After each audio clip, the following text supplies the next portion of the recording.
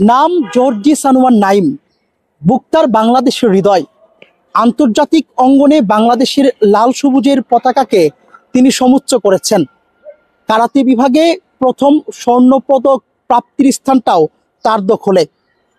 এবার ইচ্ছা তার সাতেকুড়ের ছোট্ট ক্যাম্পাস জগন্নাথ বিশ্ববিদ্যালয়কে তিনি নিয়ে যেতে চান বিশ্ব গৌরবের আকাশে। আমি মোহাম্মদ জর্জি সানোয়ার নাইম, বাংলাদেশ ক্রীড়া শিক্ষা প্রতিষ্ঠানের সাবেক শিক্ষার্থী, বর্তমানে জগন্নাথ বিশ্ববিদ্যালয়ের 15তম আবর্তন।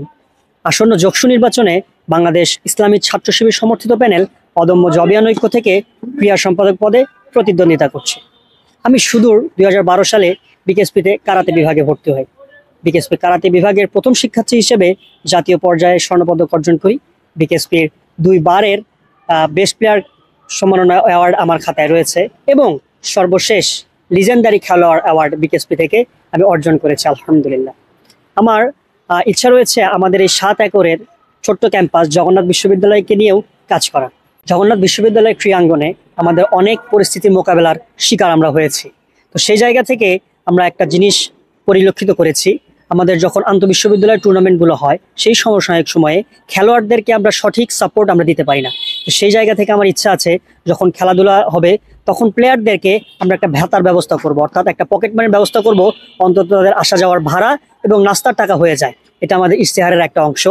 দ্বিতীয়ত আমরা মেয়েদের জন্য মেয়েদের অংশগ্রহণ বাড়ানোর জন্য ইনডোর গেমস চালু করব। আমাদের ইচ্ছা রয়েছে ছেলে মেয়ে উভয়েরই সেলফ ডিফেন্স প্রশিক্ষণের চালু করা, যেখানে আমাদের জাপানি মাস্টার কিতামুরা তেতসুরা উনি আসবেন, অথবা বাংলাদেশ কারাতে ফেডারেশনের যে জেনারেল সেক্রেটারি তিনি আসার সম্ভাবনা রয়েছেন। আমরা সেই চেষ্টা করব ইনশাআল্লাহ।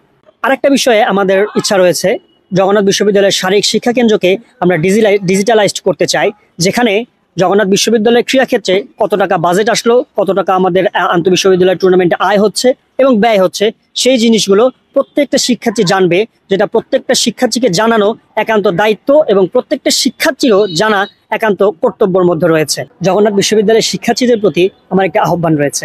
অন্যান্য পদপ্রার্থী যারা রয়েছেন তারা সবাই তার নিজ নিজ জায়গা থেকে অনেক যোগ্যতা সম্পন্ন ব্যক্তি, কিন্তু আমি মোহাম্মদ জর্জি সানোয়ার নাইম জাতীয় এবং আন্তর্জাতিক পর্যায়ে প্রতিনিধিত্ব করার সুবাদে দেখেছি একটি খেলোয়াড়কে কতটা বাধার সম্মুখীন হতে হয়। সেই জায়গা থেকে আমি কাজ করব এবং আশা করি আমার জগন্নাথ বিশ্ববিদ্যালয়ের সকল ভাই ও বোনেরা আমার প্রতি বিশ্বাস রাখবেন। এবং একটি কথা আমি দিয়ে রাখছি, যদি আমি নির্বাচিত নাও হই তবুও আমার ইশতেহারনামার যতগুলো ইশতেহার রয়েছেন আমি সেগুলো সম্পূর্ণ করার চেষ্টা করব, আমার জগন্নাথ বিশ্ববিদ্যালয়ের ভাই বোনদের পাশে থাকার চেষ্টা করব।